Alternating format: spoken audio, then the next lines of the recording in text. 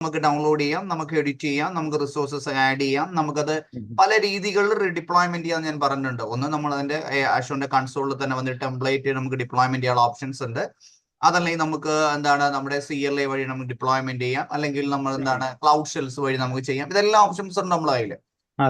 പക്ഷെ അതിന്റെ ഒരു ലിമിറ്റേഷൻ എന്തായിരുന്നു സാറേ, നമുക്ക് അവിടെ ഉള്ളത് ആ ഒരു ഇൻഫ്രാസ്ട്രക്ചറിൽ വേണ്ട റിസോഴ്സ് മാത്രമേ നമുക്ക് ഡിപ്ലോയ്മെന്റ് ചെയ്യാൻ പറ്റുന്നുള്ളൂ. ലൈക്ക് VM ഡിപ്ലോയ്മെന്റ് ചെയ്യാം, സ്റ്റോറേജ് ഡിപ്ലോയ്മെന്റ് ചെയ്യാം, അല്ലെങ്കിൽ ഒരു VNet ഡിപ്ലോയ്മെന്റ് ചെയ്യാം. ഇങ്ങനെയുള്ള റിസോഴ്സ് ഡിപ്ലോയ്മെന്റ് എന്ന് പറയുന്ന ഒരു ക്രൈറ്റീരിയ മാത്രമേ നമുക്ക് അവിടെ ചെയ്യാൻ പറ്റുന്നുള്ളൂ.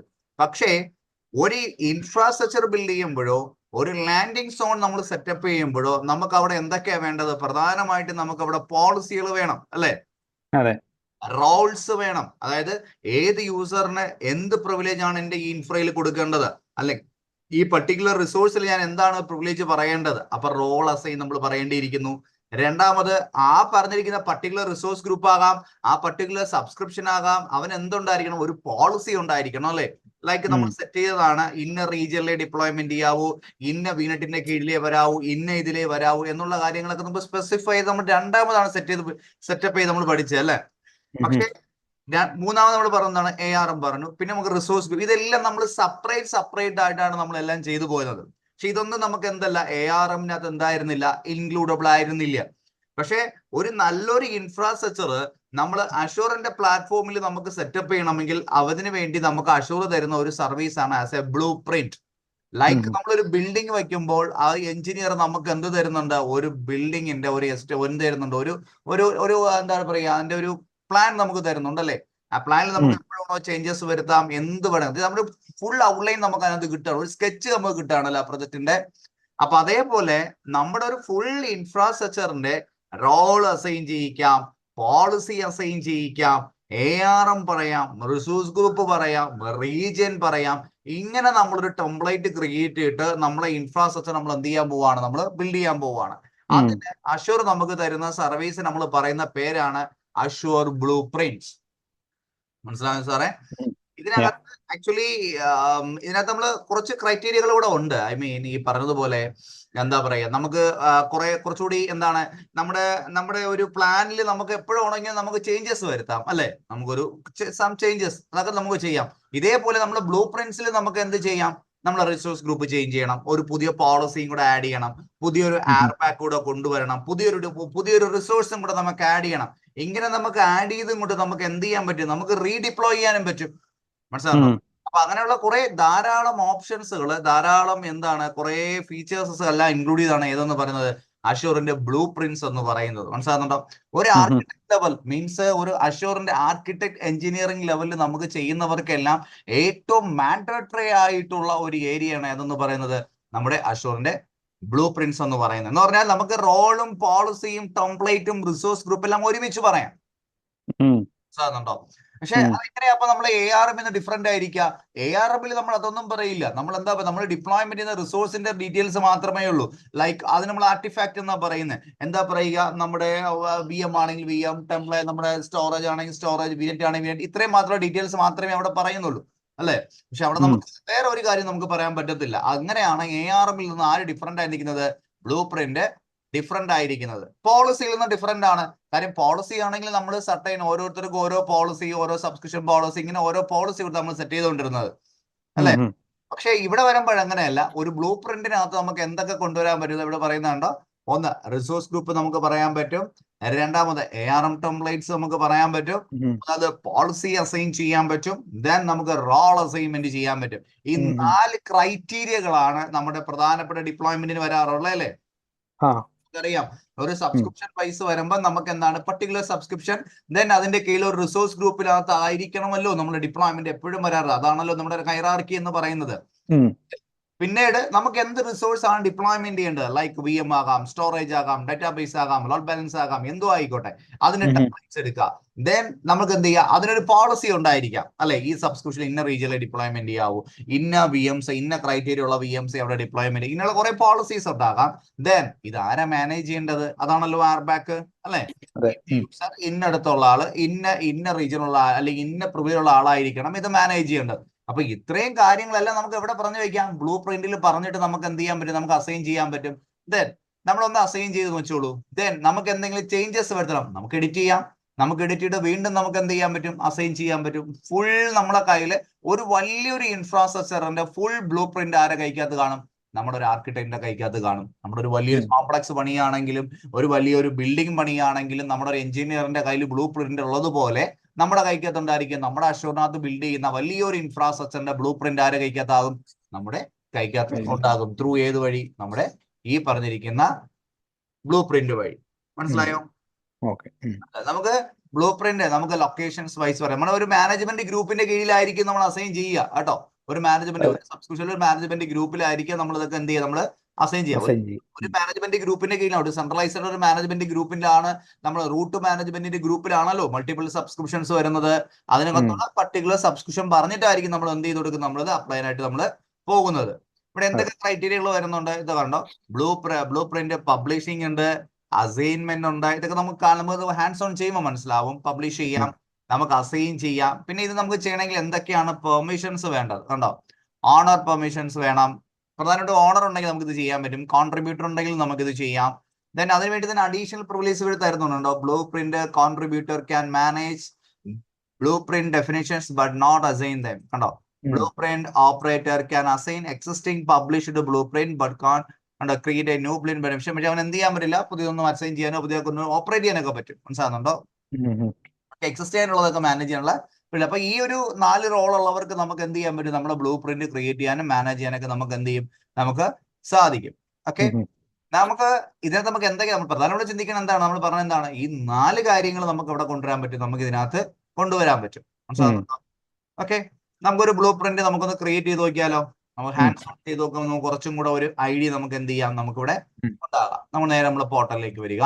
ദെൻ അവിടെ നമ്മൾ സെർച്ച് ചെയ്യുമ്പോൾ ബ്ലൂ പ്രിന്റ്സ് നമുക്ക് കിട്ടും. ഓക്കെ, ബ്ലൂ പ്രിന്റ്സ് വരാൻ കണ്ടോ 3 ഓപ്ഷൻസ് അവിടെ പറയുന്നുണ്ട്. ക്രിയേറ്റ് ബ്ലൂ പ്രിന്റ് കണ്ടോ, കമ്പോസ് ആർട്ടിഫാക്ട് ടെംപ്ലേറ്റ് എന്തൊക്കെയാണ് വരുന്നുണ്ട്, ടെംപ്ലേറ്റ്സ് വരുന്നുണ്ട്, മീൻസ് ARM ടെംപ്ലേറ്റ്സ് വരുന്നുണ്ട്, policies, role assignment and resource. ഇതാണ് നമ്മളിപ്പോ പറഞ്ഞത് അല്ലെ.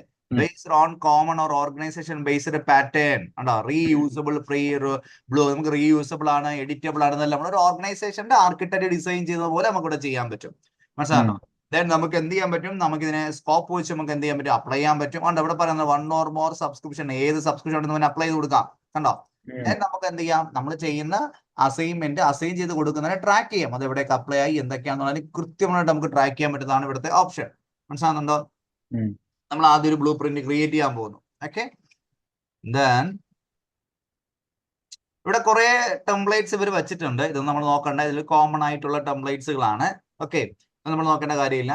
നമുക്ക് വേണം ഇതൊക്കെ എടുക്കാം, കുഴപ്പമൊന്നുമില്ല. പക്ഷെ നമ്മൾ എന്ത് ചെയ്യുന്നു, നമുക്ക് നമ്മുടെ കസ്റ്റമൈസ്ഡ് ആയിട്ടുള്ള ഒരു ബ്ലൂ പ്രിന്റ് ആയിരിക്കും ക്രിയേറ്റ് ചെയ്യുക. നമ്മൾ സ്റ്റാർട്ട് എടുക്കുക, നമ്മളൊരു പേര് കൊടുക്കുന്നു. എന്താണ് ഗ്രൂപ്പ് കൊടുക്കുന്നു. ബ്ലൂ പ്രിന്റിന്റെ പേരാണ്. ഇപ്പൊ ഞാൻ Riju UK UK. Okay, clear. നമുക്ക് വേണമെങ്കിൽ ഡെഫിനിഷൻസ് പറയാം, അല്ല സോറി ഡിസ്ക്രിപ്ഷൻസ് പറയാം, നമുക്കത് പറയാം. ദെൻ ലൊക്കേഷൻസ് എവിടെയാണ്, ഇനിയാണ് നമ്മൾ പറഞ്ഞത് എവിടെയാണ് അപ്ലൈ. നമ്മുടെ 10 ഗ്രൂപ്പ് ഒന്നേണ്ടോ. ഇതിൽ മൾട്ടിപ്പിൾ ആയിട്ടുള്ള ഗ്രൂപ്പുകൾ ഞങ്ങൾ വാഞ്ചർ ഇട്ടിട്ടുണ്ടായിരുന്നു. ഇതിന്റെ കീഴിൽ ഏത് സബ്സ്ക്രിപ്ഷനിലാണ് അത് അപ്ലൈ ആവേണ്ടത് കാണുന്നുണ്ടോ. നമ്മൾ ഇത് നമ്മൾ കറക്റ്റ് ആയിരിക്കണം. എവിടെയാണത്, എവിടെ നിന്നാണ് ഞാൻ ക്രിയേറ്റ് ചെയ്യുന്നത്, എവിടെയാണ് അത് അപ്ലൈ ചെയ്യേണ്ടത് കാര്യങ്ങൾ പറയാം. ഓക്കെ, ദെൻ സെലക്ട് ചെയ്യാം. ദെൻ ഇവിടെ നമ്മൾ ഇവിടെ നിന്ന് സേവ് ഡ്രാഫ്റ്റ് കൊടുത്തു കളയൽ ചെയ്താൽ നമുക്ക് ചെയ്യാം. ഇവിടെയാണ് ആർട്ടിഫാക്ട്സ്, ഇവിടെയാണ് നമ്മൾ കാര്യം ഇരിക്കുന്നത് കണ്ടോ. ഇത് പറഞ്ഞത് എവിടെയാണ്, നമ്മൾ ഈ സബ്സ്ക്രിപ്ഷൻ ആണ് നമ്മൾ ചൂസ് ചെയ്തിരിക്കുന്നത് അല്ലെ. ഈ സബ്സ്ക്രിപ്ഷൻ നമ്മൾ ചൂസ് ചെയ്തേ. ദെൻ ഇവിടെ നമുക്ക് എന്ത് ചെയ്യാം, ആഡ് ആർട്ടിഫാക്ട്സ് ഇത് എടുക്കാം. കാണുന്നുണ്ടോ, ഇവിടെ നമ്മൾ ആഡ് ചെയ്യേണ്ട ആർട്ടിഫാക്ട്സ് 4 വരും. കാണുന്നുണ്ടോ, നമ്മൾ പറഞ്ഞു പോളിസി അസൈൻ ചെയ്യാന്ന് പറഞ്ഞു, റോൾ ചെയ്യാന്ന് പറഞ്ഞു, ടെംപ്ലേറ്റ് കൊണ്ടുവരാന്ന് പറഞ്ഞു. ദെൻ നമ്മൾ പറഞ്ഞു റിസോഴ്സ് ഗ്രൂപ്പ്. നമ്മൾ ആദ്യം റിസോഴ്സ് ഗ്രൂപ്പ് എടുക്കാം. ഓക്കെ, ഞാൻ ഡിസ്പ്ലേ ഡിമാൻഡ് പറഞ്ഞു എന്താണ്, റിജു. Okay, UK. ഓക്കെ, ഇത് ആക്ച്വലി ഇവർ തന്നെ കോമൺ ആയിട്ട് തരുന്ന ഒരു പേരാണ്. നമുക്കത് വേണ്ട, നമുക്കാണെങ്കിൽ കസ്റ്റം നെയിം നമുക്ക് കൊടുക്കാം. നമ്മൾ തന്നെ Riju UK. Okay, then location ഇവർ തന്നെ പറഞ്ഞു US. നമുക്കത് വേണം, നമ്മൾ എന്ത് പറയുന്നു, നമ്മൾ സെൻട്രൽ US പറയുന്നു. Okay, clear. അതായത് നമുക്ക് നമ്മുടേതായിട്ടുള്ള റിസോഴ്സ് ഗ്രൂപ്പ് പറയാം, നമുക്ക് നമ്മുടെ ലൊക്കേഷനും പറയാം. ഓക്കെ, സെക്കൻഡ് അടുത്ത ആർട്ടിഫാക്ട്സ്, അടുത്ത ആരായിരിക്കും നമുക്ക് കൊണ്ടുവരിക, നമുക്ക് പോളിസി പറയാം അല്ലെ. പോളിസി പറയുന്നു. പോളിസി കോമൺലി ധാരാളം പോളിസീസ് ഇവിടെ ഉണ്ട്. നമുക്ക് ഏതാണോ സൂട്ടബിൾ ആയിട്ടുള്ള ഒരു പോളിസി നമുക്ക് എന്ത് ചെയ്യാം, ഫിൽട്ടർ ചെയ്ത് ഇവിടെ പറയാൻ പറ്റും. ഇപ്പൊ ഞാൻ അങ്ങനെ പ്രത്യേകിച്ചൊന്നും പറയുന്നില്ല. ഇപ്പൊ നമുക്ക് സൂട്ടബിൾ ആയിട്ട് ജസ്റ്റ് സ്റ്റഡി പർപ്പസ് അതിനുള്ള ഡിസൈൻ ആൻഡ് ആക്സസ് കൺട്രോൾ എന്ന് പറഞ്ഞാൽ ചെറിയൊരു പോളിസി മാത്രമേ പറയുന്നുള്ളൂ. നമുക്ക് സൂട്ടബിൾ ആയിട്ടുള്ള പോളിസി ആയിരിക്കും നമ്മൾ ഇവിടുന്ന് ചൂസ് ചെയ്യേണ്ടത്. കസ്റ്റം പോളിസി ഉണ്ടെങ്കിൽ അങ്ങനെ. ഓക്കെ, ഇപ്പൊ നമ്മൾ എന്ത് ചെയ്തു, 2 എണ്ണം ചെയ്തു. നമ്മൾ റിസോഴ്സ് ഗ്രൂപ്പ് പറഞ്ഞു, ദെൻ നമ്മൾ എന്ത് പറഞ്ഞു, നമ്മുടെ പോളിസി ഏതാണ് വേണ്ടതെന്നുള്ള കാര്യം നമ്മൾ പറഞ്ഞു. ക്ലിയർ അല്ലേ? നെക്സ്റ്റ് അടുത്ത ആർട്ടിഫാക്ട്സ്. അടുത്താണ് നമുക്ക് വേണ്ടത്, നമുക്ക് റോൾ അസൈൻമെന്റ് അല്ലേ. ദെൻ നമ്മൾ അടുത്ത് പറഞ്ഞു ഇവിടെ റോൾ. ഇവിടെ പറഞ്ഞു എന്ത് പ്രിവിലേജ് ആണ് വേണ്ടത്. ഇപ്പൊ ഞാൻ പറഞ്ഞു ഞാൻ ഒരു റീഡർ പ്രിവിലേജ് കൊടുക്കുന്നു. ഓക്കെ, ഇവിടെ നമുക്ക് നമ്മുടെ ഐഡിയിലുള്ള യൂസറിന്റെ ലിസ്റ്റ് നമുക്ക് ഇവിടെ പറയാം.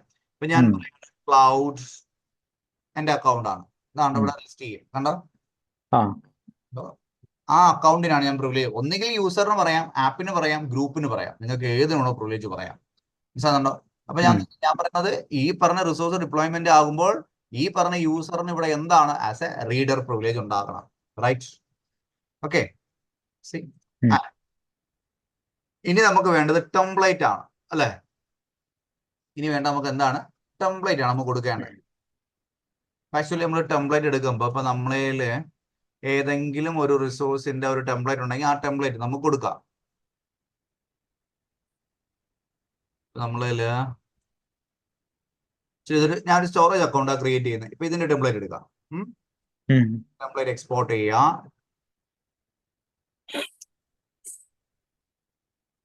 ഒന്നുകിൽ നമ്മൾ നേരത്തെ ചെയ്ത് വെച്ചിരിക്കുന്ന ടെംപ്ലേറ്റ് ആയാലും കുഴപ്പമൊന്നുമില്ല കേട്ടോ. ഏതായാലും നമ്മൾ കോപ്പി പേസ്റ്റ് ചെയ്താൽ മതി.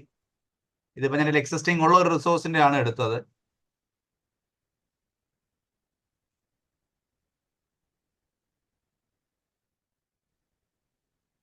ഓക്കെ, ഈ ടെംപ്ലേറ്റ് അങ്ങ് കോപ്പി ചെയ്യാം. Copy, then paste. ഓക്കെ, ഇവിടെ നമ്മൾ പറയുന്നത് ഡിസ്പ്ലേ നെയിം മൈ സ്റ്റോറേജ് എന്നോ എന്തെങ്കിലും കൊടുക്കാം. ഡിസ്പ്ലേ നെയിം ആണ് കേട്ടോ. ദെൻ നമ്മൾ ഈ സ്റ്റോറേജ് നെയിം ഒന്ന് മാറ്റി കൊടുക്കാം. നമുക്ക് ഇഷ്ടമുള്ള സ്റ്റോറേജ് നെയിം കൊടുക്കാം. ഇവിടെ ഇപ്പൊ മൈ ബാക്കപ്പ് എന്നാ കിടക്കുന്നത് അല്ലെ. ഞാൻ എന്ത് ചെയ്യുന്നു, ഇത് മാറ്റി ബാക്കപ്പ് 8822. ഓക്കെ, കാര്യം ഇതിന്റെ നമ്മുടെ നെയിമുകളെല്ലാം യൂണിക് ആയിരിക്കും സ്റ്റോറേജ് ആയതുകൊണ്ട്. Okay, then add. സി നമ്മുടെ എല്ലാം ആയിട്ടുണ്ട് അല്ലെ. എല്ലാ റിസോഴ്സുമായി, റിസോഴ്സ് ഗ്രൂപ്പായി, നമ്മൾ എന്ത് പറഞ്ഞു, പോളിസി പറഞ്ഞു, റോൾ അസൈൻമെന്റ് പറഞ്ഞു, ദെൻ നമ്മുടെ ടെംപ്ലേറ്റ് പറഞ്ഞു അല്ലെ. ദെൻ അവനെ ഡ്രാഫ്റ്റിനെ സേവ് ചെയ്യുക.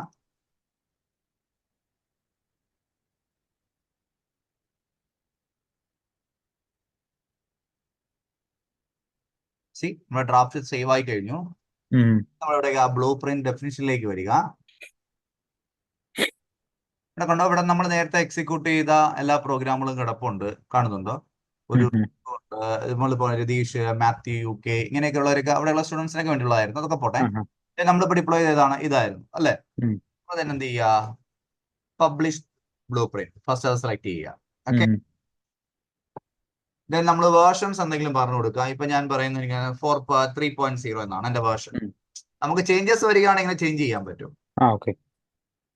ഓക്കെ, ദെൻ നമ്മൾ എന്ത് ചെയ്യുന്നു, അസൈൻ ബ്ലൂ പ്രിന്റ്. ഓക്കെ, ഇവിടെ വരുന്ന സമയത്ത് ഇവ നമ്മുടെ ലൊക്കേഷൻ ചോദിക്കുന്നുണ്ട്. ഇപ്പൊ നമ്മൾ ലൊക്കേഷൻ മാറ്റി നമ്മൾ എന്ത് ചെയ്തു, നമ്മൾ സെൻട്രൽ US ആണ്, വേർഷൻ 3.0 ആണ്. നമ്മൾ പറഞ്ഞ ഫുൾ ഡീറ്റെയിൽസ് ഇവിടെ ഉണ്ട്. കണ്ടല്ലോ, നമ്മുടെ ആ റിസോഴ്സ് നെയിം ഇതാണ്, ഗ്രൂപ്പ് ഇതാണ്, നമ്മുടെ റീജിയൻ ഇതാണ്, നമ്മുടെ ഏതായിരുന്നു നമ്മുടെ സ്റ്റോറേജ് അക്കൗണ്ടിന്റെ പേരും ഇത് അടപ്പുണ്ട്. Okay, then assign.